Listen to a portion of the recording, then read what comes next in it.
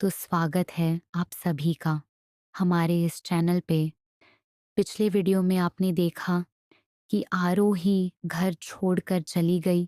तो देखते हैं इस एपिसोड में और क्या होता है, आयान को आरोही मिलती है या नहीं। तो चलिए शुरू करते हैं हमारी यह स्टोरी। एपिसोड 6, आरोही की मुंबई वापसी।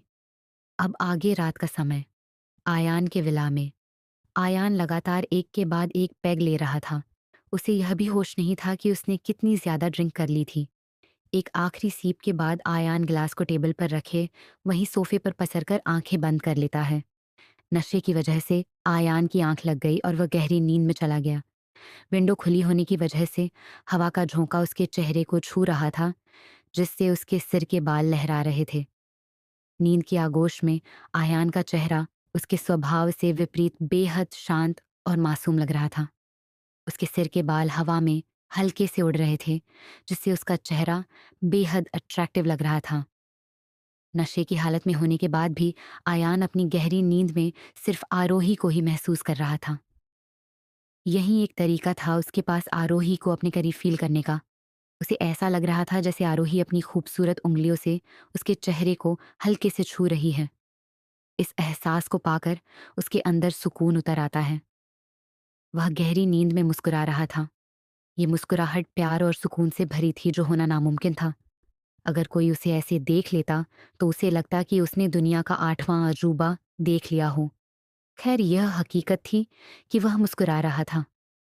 जब उसने महसूस किया कि आरोही उसके होठों को अपनी उंगलियों से हल्के से छूकर अपने होठों को उसके होठों के करीब ला रही है, तो उसके चेहरे के रिएक्शन ऐसे थे मानो उसे जिंदगी का सबसे हसीन तोहफा मिल रहा हो। लेकिन अगले ही पल एक आवाज से आयान की नींद खुल जाती है। खुली हुई विंडो से आ रहे हवा के झोंके की वजह से पास रखा एक छोटा सा कांच का फ्लावर पॉट हवा में लहराते पर्दे की वजह से गिर जाता है और धड़ाम की आवाज के साथ टूट जाता है। आयान होश में आता है और अपनी आंखें खोले आरोही को ढूंढने लगता है, लेकिन वह तो उसके पास नहीं थी।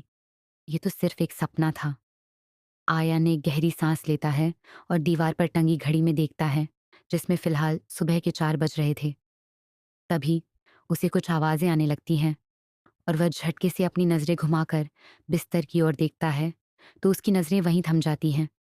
वह देखता है कि एक लड़की बिस्तर में थी और उसके ऊपर एक लड़का लेटा हुआ था। वह उसे बेहद पैशनेट तरीके से चूम रहा था। वह लड़की बार बार उसे मना कर रही थी और सिसकियां ले रही थी, लेकिन वह लड़का उस लड़की के मना करने पर और ज्यादा पैशनेट हो जाता था। ये लड़की और कोई नहीं आरोही थी, और जो लड़का था वह आयान था। उसे उस रात का मंजर दिख रहा था जब वो आरोही के करीब गया था, और ऐसे ही आरोही उसे रोक रही थी और वह उसको इग्नोर कर रात भर परेशान करता रहा। पिछले 2 सालों से यही होता आया था आयान के साथ। कभी नींद में तो कभी खुली आंखों से वह सिर्फ आरोही के सपने देखता था। अभी वह उन पलों में खोया हुआ था कि तभी उसका फोन बजा, जिसकी रिंग से वह होश में आया और उसने अपने पॉकेट से फोन निकाला। फोन में फ्लैश हो रहे नंबर को देखकर उसके मुंह से अपने आप निकल गया, ये दोनों भाई बहन एक जैसे ही हैं, मुझे चैन से सोने ही नहीं देते। फिर उसने फोन रिसीव किया और बोला, हाँ बोलिए साले साहब, इस वक्त आपने फोन किया, क्या आपकी बहन मिल गई? आयान के तंज भरे लहजे को सुन सामने से अंकित ने इस बात को इग्नोर करके बिना भाव के कहा, बॉस, आज हमें बर्लिन जाना है, हमारी एक इम्पॉर्टेंट डील अटकी हुई है। आयान के चेहरे पर अब सीरियस एक्सप्रेशन आ गए और उसने तुरंत ही जवाब दिया, ठीक है, तैयारी करो। आयान ने इतना ही कहा और फोन कट कर दिया। उसने एक नज़र बिस्तर को देखा, जो अब खाली था। फिर वह वॉशरूम में चला गया। थोड़ी ही देर में वह फ्रेश होकर क्लॉसेट में चला गया। वह अपने लिए कपड़े निकाल रहा था। तभी उसकी नज़र आरोही के कपड़ों पर पड़ी, जिसे देखकर उसकी आंखों में अलग ही इमोशन उतर आए, जो एक पल में ही गायब हो गए। वह रेडी होकर विला से निकल गया। वहीं दूसरी तरफ मुंबई से दूर इंदौर शहर में प्राची के घर का माहौल अलग था। प्राची की मायूसी बरकरार थी। उसके चेहरे पर लगातार एक डर दिखता था, जो उसके पापा को खोने का था। अगर वह अपने पापा को खोती है तो वह पूरी तरह से अनाथ हो जाएगी। वैसे तो रिश्तेदारों की गिनती कम नहीं थी, पर वह ऐसे हालत में पराए लोगों से ज़्यादा पराए हो जाते हैं और प्राची के साथ भी ऐसा ही कुछ हुआ। जहाँ आरोही उसके लिए वह दोस्त बनी जिसने उसका साथ उसके अपनों से बढ़कर दिया। जब आरोही कमरे से रेडी होकर बाहर आई तो उसने देखा प्राची दोनों के लंच बॉक्स ले आ रही थी।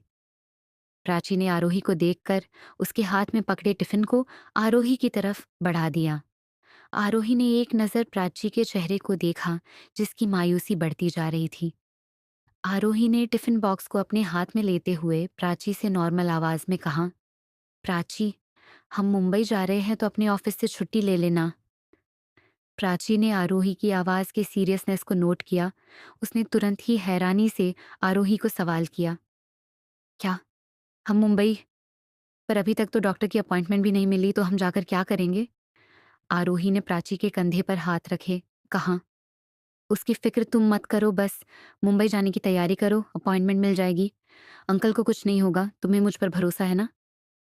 प्राची भरोसे वाले एक्सप्रेशन के साथ अपनी गर्दन हाँ में हिला देती है। उसकी आंखों में हल्की नमी थी और होठों पर उम्मीद भरी हल्की सी मुस्कान थी।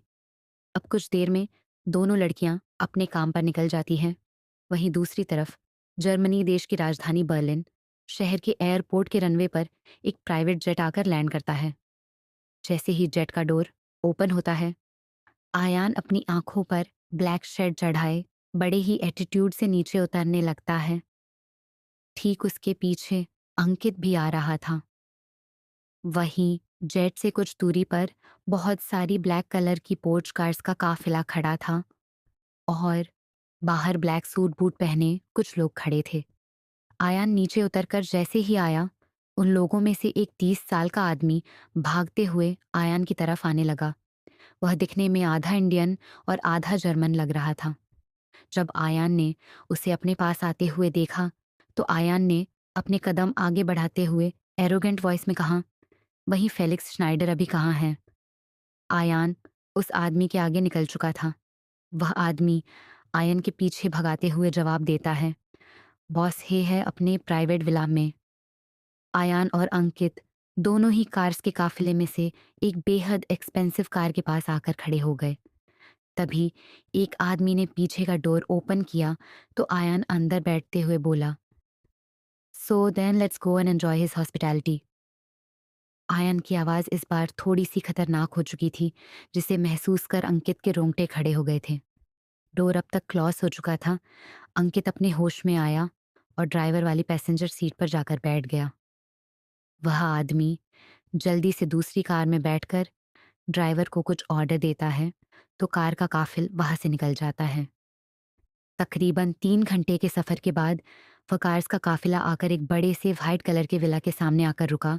तभी अंकित और आयान कार से निकलकर तेजी से विला के अंदर निकल गए। वहीं दूसरी तरफ इंडिया में दूसरे दिन दोपहर के टाइम मुंबई एयरपोर्ट पर इंदौर से मुंबई आई हुई फ्लाइट की अनाउंसमेंट हो रही थी। तभी एग्जिट से दो लड़कियां बाहर की ओर आती हैं। एक लड़की व्हील चेयर को धक्का देते हुए चल रही थी। व्हील चेयर पर एक 65 साल के बुजुर्ग आदमी बैठे थे, जिनके मुंह पर ऑक्सीजन मास्क लगाया हुआ था। वहीं उसके साथ दूसरी लड़की बैग्स की ट्रॉली को धक्का देते हुए आगे बढ़ रही थी। ये आरोही थी, जिसके मन में इस वक्त हजारों सवाल थे। उसके अंदर एक तूफान उठा हुआ था जिसे वह किसी से भी बयान नहीं कर सकती थी। तभी उसे प्राची की आवाज आती है, आरोही, यहाँ हमारा एक छोटा सा घर है। मैंने वहां के केयरटेकर को फोन करके बता दिया था कि हम लोग आ रहे हैं। आरोही अपने ख्यालों से बाहर आती है और वह प्राची की बात पर बोली, प्राची, तुम लोग घर जाओ, एक्चुअली मुझे कहीं और जाना होगा। मैं वहीं रहूंगी। कल सुबह हम अंकल को हॉस्पिटल में एडमिट कर देंगे। अब तक वह लोग बाहर टैक्सी स्टैंड के पास आ चुके थे। आरोही की बात पर प्राची के चेहरे पर थोड़ा सा कंफ्यूजन था, लेकिन उसने अपनी गर्दन हाँ में हिला दी। आरोही ने प्राची और उसके फादर को टैक्सी में बिठा दिया। उनकी टैक्सी जैसे ही वहां से गई, किसी ने आरोही को पीछे से आवाज लगाई, आरोही मैडम। आरोही ने पलटकर देखा तो सामने नंदू खड़ा था। आरोही ने शिवेंद्र नाथ जी को फोन किया था। जब शिवेंद्रनाथ जी को पता चला कि आरोही मुंबई लौट रही है, तो उन्होंने आरोही को रघुवंशी विला में रहने की जिद की, जिसे वह मना नहीं कर पाई। शिवेंद्रनाथ जी ने नंदू को आरोही को पिकअप करने के लिए भेज दिया था। आरोही ने जब नंदू को देखा तो वह हल्का मुस्कुराई।